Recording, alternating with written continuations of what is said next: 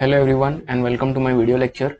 Today we are going to start with the next part, okay, and that is patterns of biodiversity, right? In the last lecture we had completed levels of biodiversity, okay, we had completed with 3 levels, and today we are going to start with patterns of biodiversity, okay.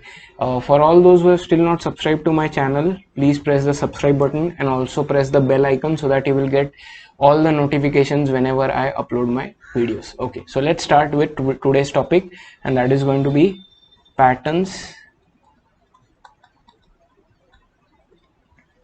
of biodiversity. Okay, now basically we have to study two patterns under this. Okay, the first pattern is going to be latitudinal and altitudinal gradient,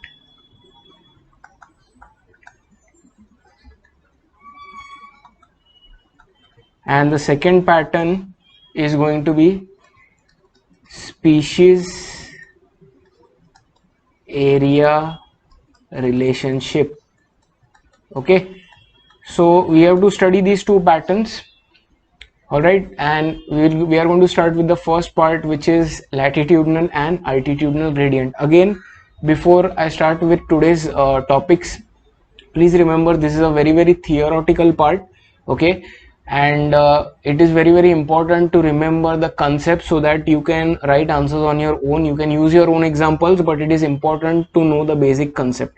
Okay, so anyway, we are going to start with the first pattern, that is going to be latitudinal and altitudinal gradient. So let me start off with that. Okay, I'll just scroll down a bit. Okay, let me write down the name of the heading. So first we are going to start with the latitudinal gradient, then we are going to go with the altitudinal gradient. Now before we start with the latitudinal gradient, does anybody know what is the meaning of latitude? I'm sure many of you must have heard of these words: latitude, longitude, altitude. What is the meaning of latitude? So for all those who are still not sure about what latitude is, we use this term very frequently in geography. So suppose if this is a globe, okay, I'm just drawing a rough diagram so that you can understand what latitude is, right? This is the globe, or this is our earth. Then there is a line which passes through the center, right? And this line is basically called as the equator. I'm sure everybody knows about this. So this line which passes through the center of the earth is called as the equator. Now when you go upwards, okay, or when you go towards the north of the equator, or when you go towards the south of the equator, now this direction is basically north and this direction is basically south, correct? So when you go upwards or downwards from the equator, or when you go away from the equator, we say that the latitude increases. Okay, so at the equator the latitude is 0.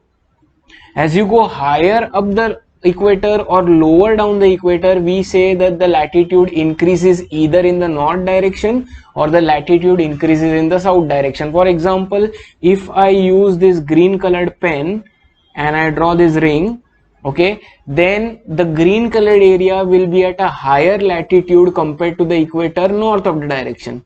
If I use a blue colored pen and I draw this line below the equator, then this blue colored pen is at a higher latitude but south of the equator. Is this clear? So when you go away from the equator, either in the north or the south direction, it is called as you are moving away from the equator, and that means you are going higher up the latitude. Lower latitudes means areas which are close to the equator. Higher latitudes mean areas which are close to the poles. You must have heard of the poles, right? So you must have definitely heard about the north and south poles. So this is where your north pole is, correct, and this area is where your south pole is. So I hope this is clear. Okay, now let us start with the latitudinal gradient. I will just rub this off. Now when we are talking about the latitudinal gradient, basically we have to understand that what happens to the species diversity as you move up the latitude. Okay, so first of all, please remember the areas which are present near the equator. Okay, these are called as tropical areas, or they are also called as the tropics. So tropical areas are the areas near the equator or on the equator, whereas the areas which are furthest away from the equator, they are called as the polar areas. Okay, and polar areas are basically your north and south poles. Okay, now we have to discuss about the species diversity present at the tropical areas and the polar areas. What do you think? Where will be more species diversity present? Where will be the where will be the species diversity more? So please remember that as you go down the latitude, as you move towards the equator, the species diversity increases. As you move away from the equator, as you go to areas which have a very high latitude, which are present at a very high latitude, the species diversity decreases. Why is that? Because see, when you talk about the equator, or when you talk about the tropical areas, these areas get maximum sunlight, and sunlight is very important for diversity of organisms. Okay, for the species diversity to occur, what is the meaning of species diversity? Species diversity means that many different species are present in a given area, right? So for that to occur, sunlight is of prime importance. It is very important, right? So tropical areas get most of the sunlight. Second thing is, tropical areas have a balanced climate. Okay, there are proper seasons, fluctuation doesn't occur much. For example, there will be a rainy season, okay, there will be a winter season, summer season. All these seasons are occurring in a synchronized manner. Okay, so that is also very beneficial. There are no sudden fluctuations in the weather in the tropical areas. Other thing is, tropical areas or the areas which are present at a lower latitude, they get enough of rainfall, which is again very important for biodiversity. Okay, diversity of species always increases with rainfall. Okay, and the other thing is the amount of resources which are available. Okay, all the things that species need to survive, they are present in abundance near the equator.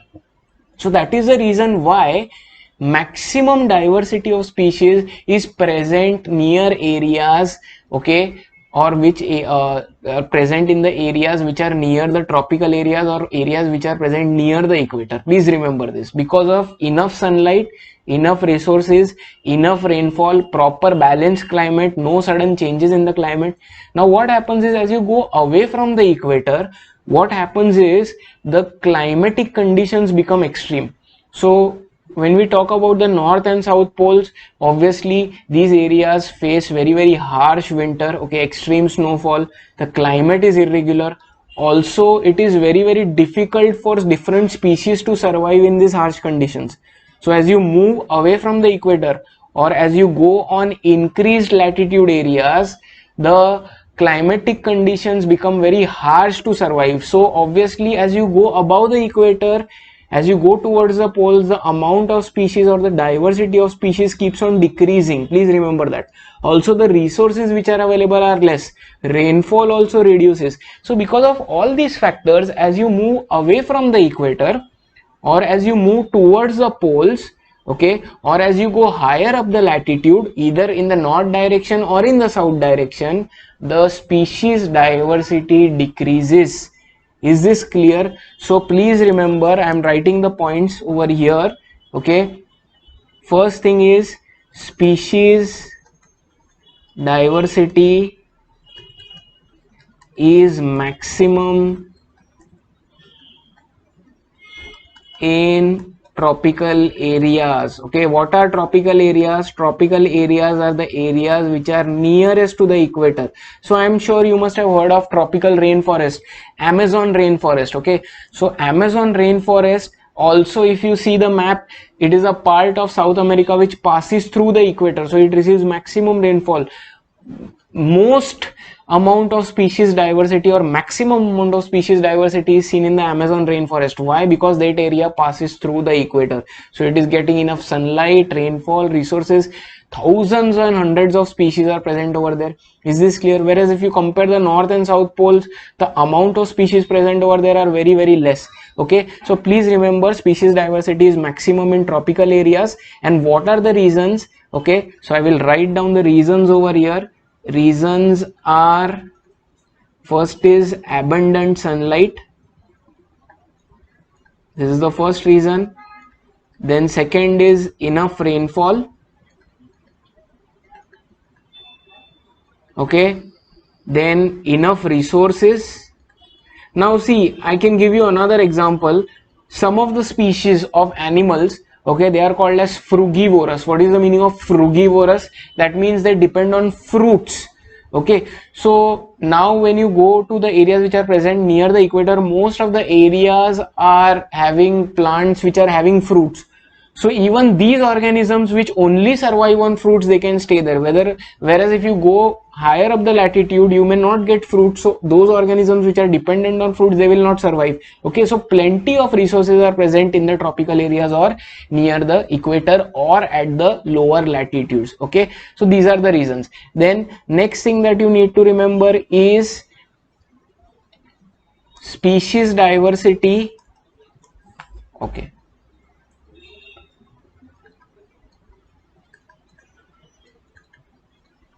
Is minimum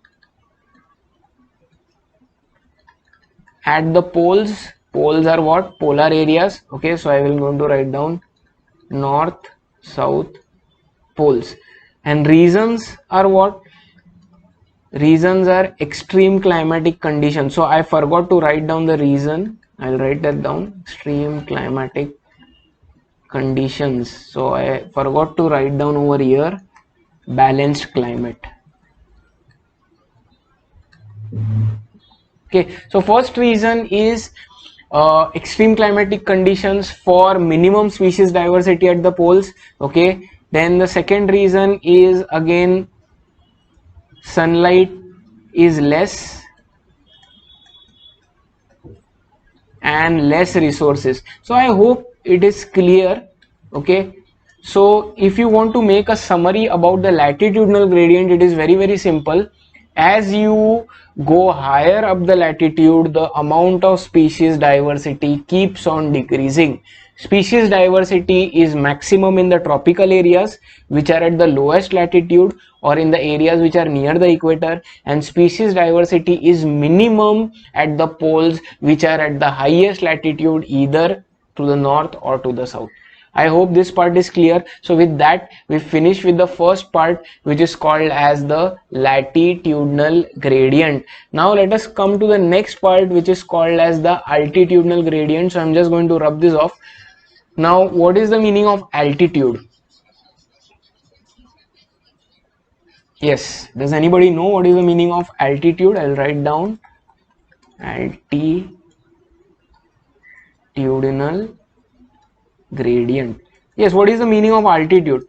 Very simple. Altitude is calculated with reference to the mean sea level. I will write it down. It is also called as MSL. MSL is mean sea level. What is mean sea level? See, the areas which are present at the sea level, okay, that level is called as the mean sea level. For example, a city like Mumbai, okay, it is present at sea level, so that is MSL, that is at mean sea level. When you vertically go further away from the mean sea level, again let me draw a diagram. Okay, so just think this is a mountain, correct? This is a mountain, all right, and this area, if you see, this is the area which is filled with water. Now this area, okay, this is the MSL. Okay, and when you move away vertically away from the MSL, okay, as you keep on going further away from the mean sea level, we say that the altitude increases. So altitude is basically the height at which you are present away from the mean sea level. I hope this is clear. So if I reach the peak of this mountain, it is present away from the mean sea level, so that altitude is much higher. If I talk about the altitude of the sea level, that is at a lower altitude. I hope this is clear. Okay, so what happens, what do you think, with increase in altitude, will the species diversity increase or decrease? Again, it is very similar to the latitudinal gradient. With increase in altitude, the species diversity decreases. So I am going to write that down. Species diversity decreases with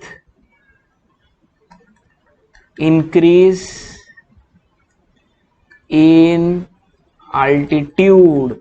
All right, why do you think does the species diversity decrease? Again, the important thing is at the mean sea level the temperature is neither very warm nor it is very cold. Okay, so the temperature is conducive. As you go higher up the altitude, the temperature decreases.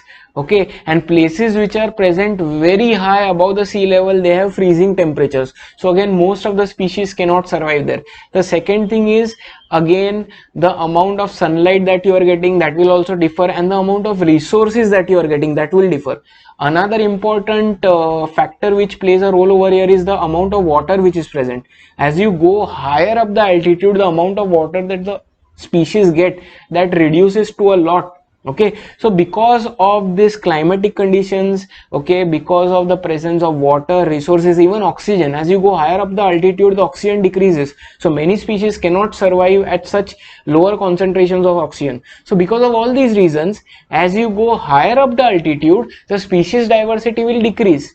Okay, so for example, if you say that at sea level 100 different species are present, then maybe at a higher altitude only 10 or 20 species will be present. Why? Because they cannot tolerate all those extreme conditions. So both in the case of latitude and altitude, with an increase in both those factors, the species diversity decreases. Please remember. Okay, so at higher latitudes and higher altitude, the species diversity will be less. At lesser latitudes and lesser altitude, the species diversity will be more. So I hope this is clear, and with that we have finished with the part of latitudinal and altitudinal gradient. So we have finished with the first part of patterns of biodiversity, that is latitudinal and altitudinal gradient. Now let us start with the second pattern, okay, and that is called as the species area relationship.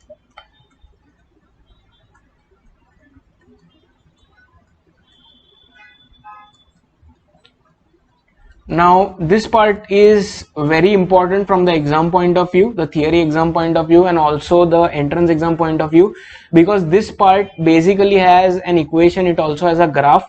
So most questions tend to come from this part. Okay, let us start with the species area relationship. Now what does this basically say? See, if I just draw down two examples over here, okay, let me draw this one area, okay, and let me draw this other area, right? This is area A and this is area B. Now what do you think, in which area will more species be present? Obviously more species will be present in area B. Why? Because the space for the species is much more in area B compared to area A. So by default, using common sense, everybody knows that as the area of the ecosystem increases, the species diversity will also increase. For example, if in this area A there are 20 different species staying, then in this area B there might be 100 different species staying. Why? Because the ecosystem area is more, there is more space for new species to enter. So because of that, the species diversity or the number of species, you can say that it is directly proportional to the area of the ecosystem. As the area increases, the diversity of the species or the number of different species present in that area, that increases. Is this clear? However, this is not always the case. Okay, there is a limit to this rule. For example, if you keep on increasing the area of the ecosystem, the species diversity will not keep on increasing. It will only increase up to a point, and after that it will not increase beyond that point. Is this clear? Okay, so many different ecosystems which are having a huge area, it is not necessary that they will have abundant diversity of species, they will have many species. No, that is not always the case. So please remember that only up to a point, as the area of the ecosystem increases, the species diversity increases. After that point is reached, even if you increase the area to a greater extent, the species diversity is not going to increase. Okay, now this was explained by a person. I'm going to write down his name. Okay, and his name was Alexander von Humboldt. Very important to remember the name of the person, and this person basically gave the graph which explained how with an increase in area the species diversity also increases up to a certain point. Okay, so I am going to draw that graph over here. So first of all, let me draw the two axes, the y-axis and the x-axis.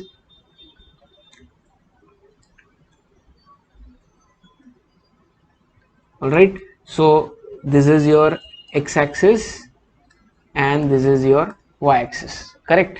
Now what Alexander showed was that the graph that you get when you plot the species richness, so on this y-axis I am going to write down species richness. What do you mean by species richness? As you go towards the y-axis, the species increases, and this is the area under consideration on the x-axis. So when you plot this, you get a graph which is something like this.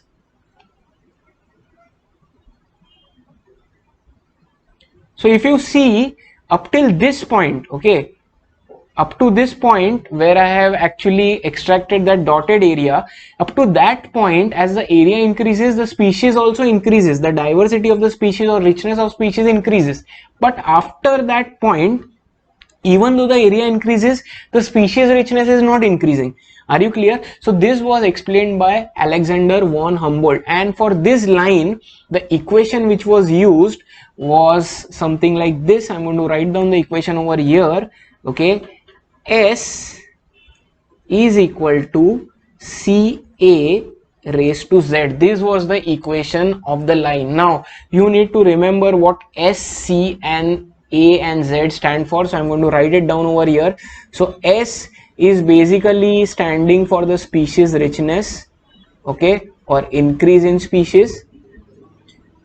C, if you see, that is also called as the y-intercept. What is the y-intercept?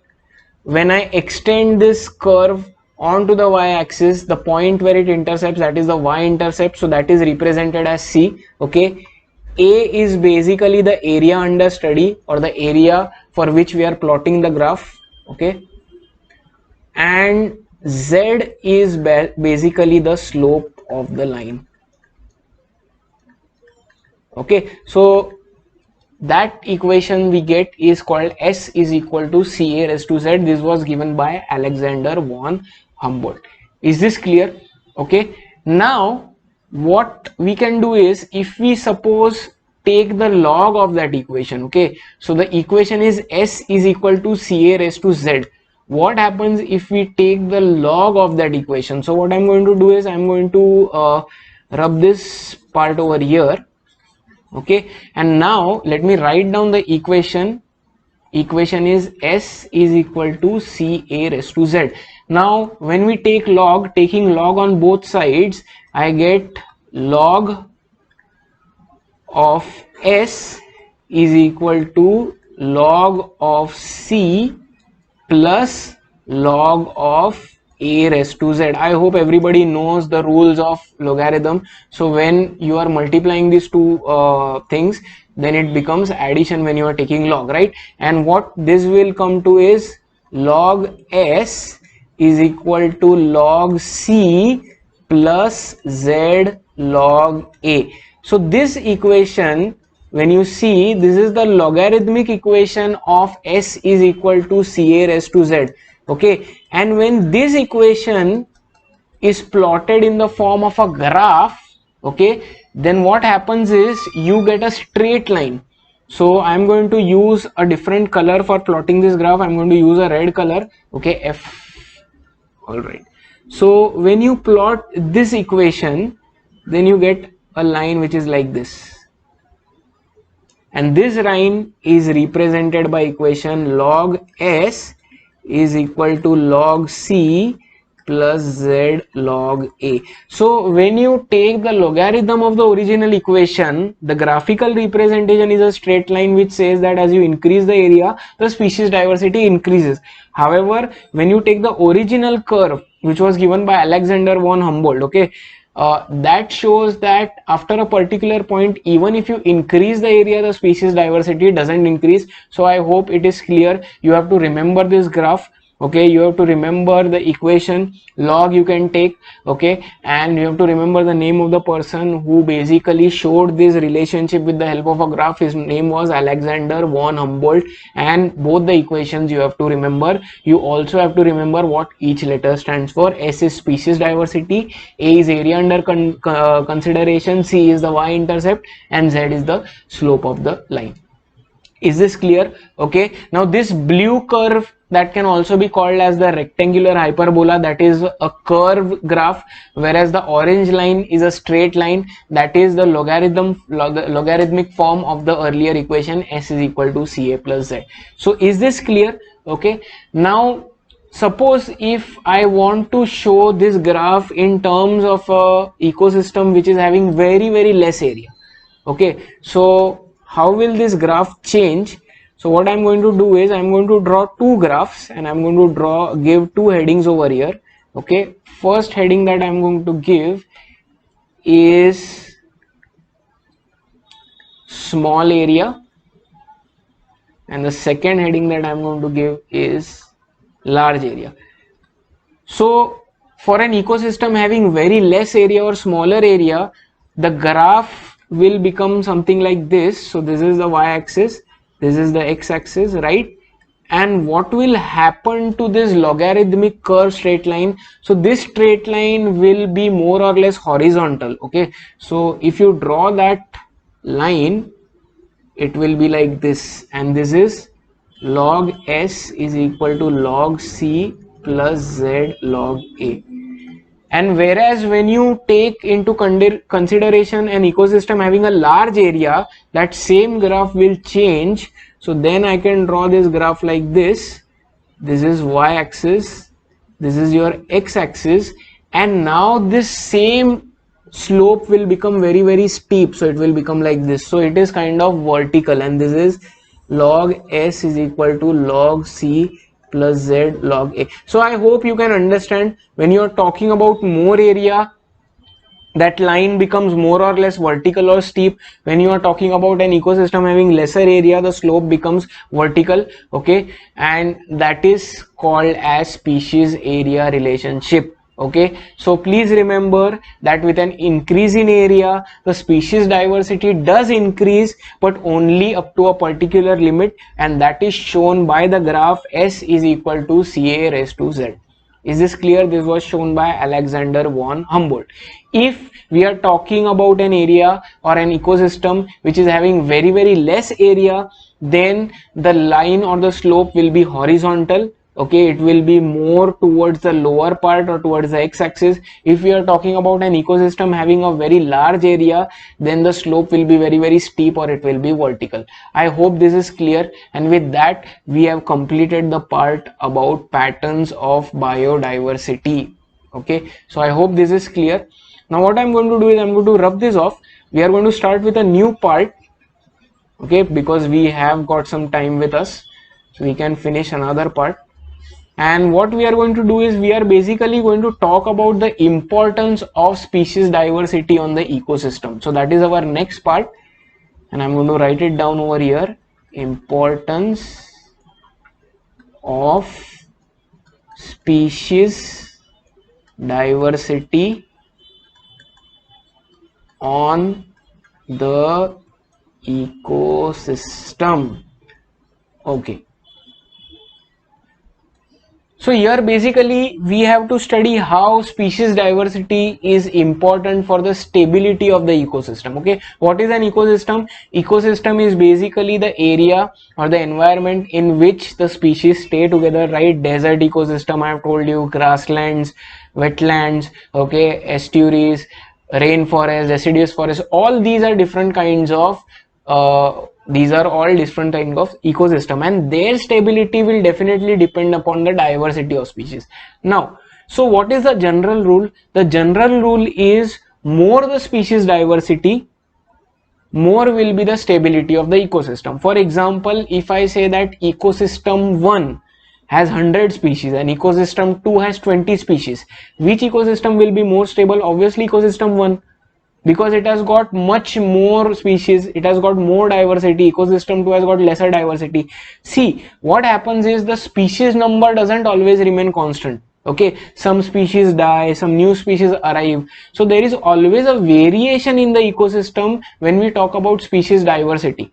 But what happens is, if the species number is already more, then these variations will not change the stability of the ecosystem. For example, if I draw an area, suppose if this is ecosystem, right, and I label it as ecosystem 1. Suppose if this ecosystem 1, it is having 100 species, okay, and out of these 100 species, suppose if one species dies, then it is not going to make much difference to the entire ecosystem. It is not going to affect the stability, because already there are more than enough species present in this ecosystem.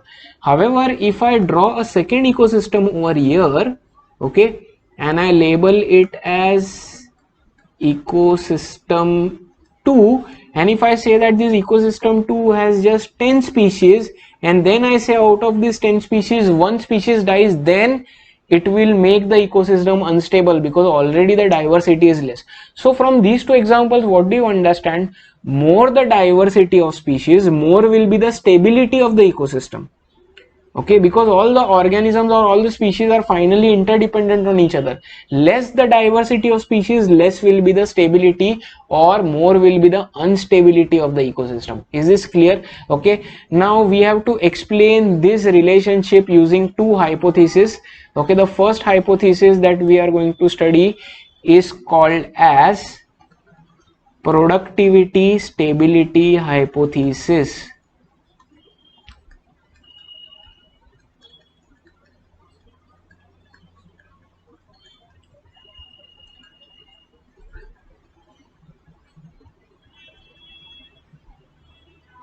Is this clear?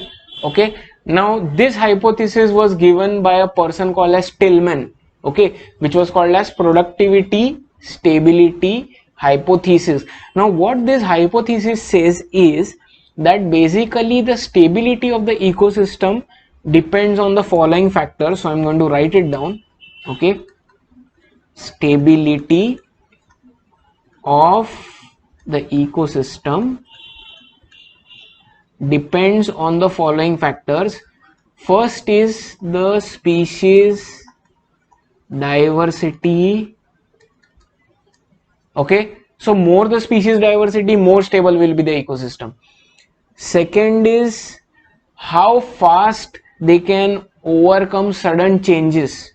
Okay, how fast the community, what is the community? Community is basically all the different species present or staying in that ecosystem. So if there is some natural calamity, okay, how fast can that community overcome the calamity? So second is going to be how fast can the community overcome different challenges.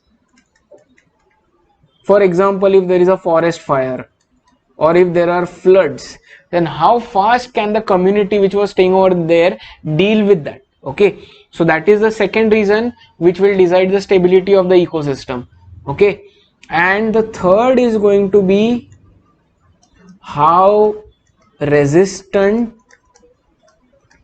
is the community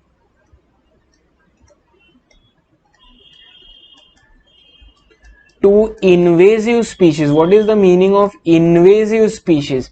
So see, let me give you the example of a plant. Suppose if there is a exotic plant, there is an exotic plant which is present. Okay, suppose if it is not growing in India, and I get that plant in India from outside, and I grow it in a certain region, and that plant starts growing rapidly. But what happens is, when that plant starts growing rapidly, it absorbs more nutrients and water from the soil, and because of that, the original plants which were there, they begin to die.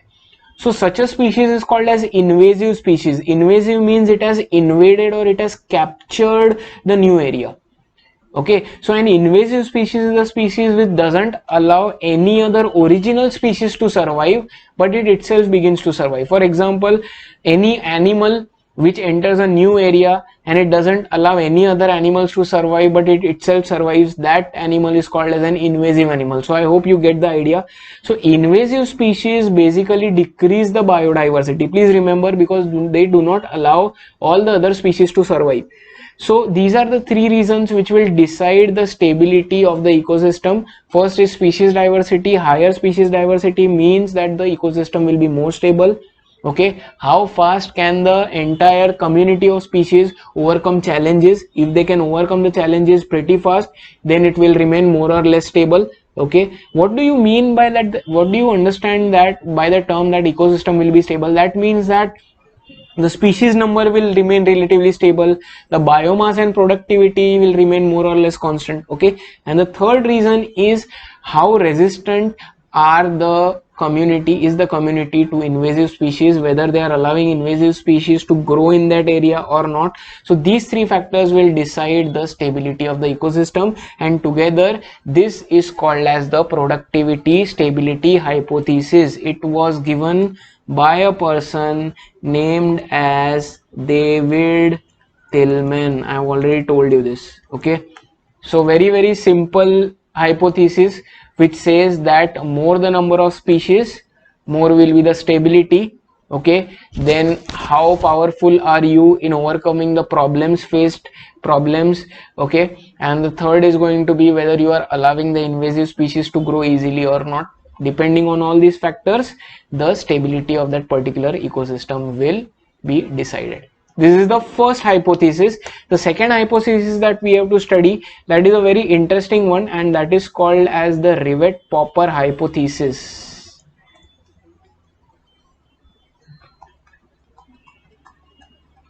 This is a very famous hypothesis. This Rivett-Popper hypothesis was given by a guy known as Paul Ehrlich. Okay, now what does this Rivett-Popper hypothesis suggest? Now this is a very interesting hypothesis. So what Paul Ehrlich wanted to say was that greater the number of species or more the species diversity, that means that the ecosystem will remain more or less stable. Okay, that was one thing. Second thing with what Paul said was that if you remove one or two species from that ecosystem, it is not going to affect the stability of the ecosystem, because already many species are present over there. Okay, removing a few species from thousands of species is not going to make much of a difference. However, if you keep on removing each species one after the other, there will be a point where the ecosystem will become unstable. Okay, and also he said that there are some species which are very conducive for the ecosystem, they are very important for the ecosystem, and if you remove this species or if these species die out, then it can cause high instability in the ecosystem. Okay, so more or less same things that David Tillman said. Okay, but Paul Ehrlich explained this hypothesis, okay, with the example of an aeroplane, and that is why it is also called as Rivett-Popper hypothesis. Now, what is the meaning of rivet? First of all, rivets are the screws which are used to join different parts of the aeroplane. Okay, so the aeroplane which is there, it is basically joined by screws, but these screws are different and these screws are called as rivets. Popper is to remove, to pop them out. So basically this hypothesis is removing the screws of the aeroplane, that is called as Rivett-Popper hypothesis. Now in this hypothesis, which is quite interesting, the aeroplane is basically considered as the ecosystem, right? And the rivets or the screws are basically considered as the species. So imagine each screw on the aeroplane is representing one species. There are thousands of screws which are joining the aeroplane, and each of those rivet will represent a species. So now how did he explain his hypothesis with this example? So what Paul Ehrlich said was that now this aeroplane is basically joined by thousands of rivets or screws. Now if suppose you remove one of the rivets, if you remove one of the screws from those thousands of screws, will it affect the stability of the aeroplane? No, because there are many screws which are holding the plane together. So if you remove one among them, it is not going to make any difference or much of a difference. In a similar way, in an ecosystem which is having large number of species, if you remove one species, it is not going to affect the stability of the ecosystem. Second thing which Paul said was that suppose if each passenger in the aeroplane began to remove one rivet, so each passenger removes one screw, then the instability of the aeroplane will be there. Why? Because you are removing screws one after the other. So what he wanted to explain was, if each and every species one after the other, if they begin to die or if they are removed from the ecosystem, then the ecosystem will become more or less unstable. Third thing which Paul said was, suppose if all the rivets are kept intact, if all the screws of the aeroplane are intact and only the screws of the wings are removed, okay, then what will happen? Obviously wings are the most important part of the plane. If you remove the wings, the screws of the wings or rivets of the wings, then the plane will not be able to fly, it will become unstable. Similarly, in an ecosystem there are some species which are very important, and if you remove those species or if those species die, then the ecosystem becomes highly unstable. So that is called as the Rivett-Popper hypothesis, where he explains how species diversity affects the stability of the ecosystem, okay, using an aeroplane as an example of ecosystem and the rivets and the screws as an example of species diversity. So I hope this is clear, okay, and that ends this part wherein we are talking about the importance of species diversity on the ecosystem. So there are two hypotheses which you need to remember, okay. The first is called as productivity stability hypothesis given by David Tillman, and the second is the Rivett-Popper hypothesis given by Paul Ehrlich. Is this clear? Okay, so with that we end our today's lecture. I hope the concepts are clear. So today we started with patterns of biodiversity, and under the patterns we studied two of them. The first was latitudinal and altitudinal gradient, in which we studied with increase in both these values the species diversity decreases. Then we studied the species area relationship, okay, which was basically explained with the help of a graph shown by Alexander von Humboldt, okay. The equation S is equal to CAZ and log S is equal to log C plus Z log A, okay. You have to explain the equations, you have to draw the graph if this question is asked, okay. So that was about the patterns of biodiversity, and next part we studied was importance of species diversity on ecosystem, and we studied these two hypotheses. So I hope this part is clear, okay, and with that I end today's lecture. I hope this was convenient for you. I hope you understood this lecture, and if it was beneficial for you, please put in a like, do subscribe, press the bell icon, share it with your friends, and thanks a lot.